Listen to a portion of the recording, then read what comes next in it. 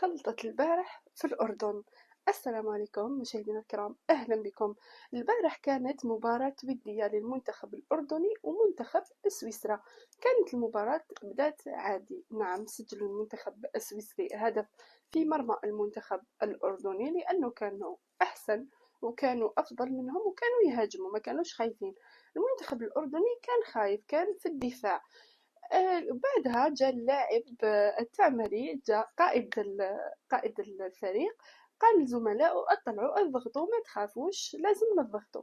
لما قال لهم هكاك قال لهم يلا لازم نضغطوا، الأردني اللاعبي المنتخب الأردني خذوا له الراي بصفته قائد الفريق داخل الأرضية. خذوا له الراي وطلعوا بداو يضغطوا عادي. هما بداو طلعوا يضغطوا بثلاث تمريرات فقط، المنتخب السويسري سجل الهدف الثاني عليهم. بعدها اللاعبين غضبوا على القائد ديالهم وقالوا له كيفاش قلنا اطلعوا تضغطوا هما راهم زادوا سجلوا لنا هدف. هذا الشيء اللي لازم ياخذه المنتخب الاردني بما انها وديه، لازم ياخذوا بعين الاعتبار انه في كاس العالم وطريقه اللعب المباريات في كاس العالم ماشي هكاك. لازم يدرسوا مليح طريقة اللعب، ولازم كذلك يدربوا مليح، لأنه في كأس العالم لازم تكون عندك الحلول داخل أرضية الميدان، وأنت كقائد لازم يكون عندك حلول. يعني ماشي لازم ترجع للمدرب ديالك. في المباراة الودية صحيح أنه التعماري خالف المدرب ديالو، خالف طريقة لعب المدرب ديالو، لكن إن شاء الله ياخذوا بعين الاعتبار ويدربوا أكثر ويشوفوا طريقة لعب المباريات في كأس العالم، ويشاهدوا مباريات لمنتخبات عربية اللي تكون نفس المستوى معهم كيفاش كانوا يلعبوا في كأس العالم، ولازم يدرسوا مليح باش إن شاء الله يقدموا مستوى أفضل وأحسن. لذلك يجب أن يكون القائد ذو شخصية فوق أرضية الميدان.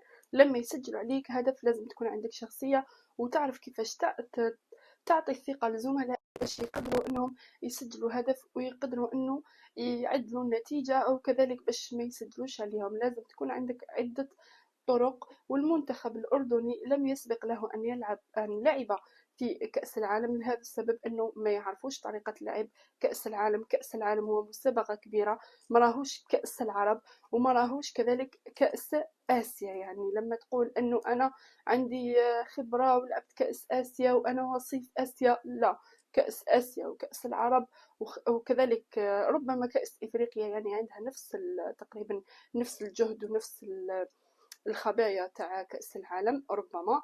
يعني كي تتحدث لازم تقول انه لازم انا نزيد نمد وندرب اكثر مع المنتخب ديالي، ولازم نشوف مباريات اكثر باش نقدر نقدم مستوى افضل واحسن مع المنتخب. بالتوفيق للمنتخب الاردني.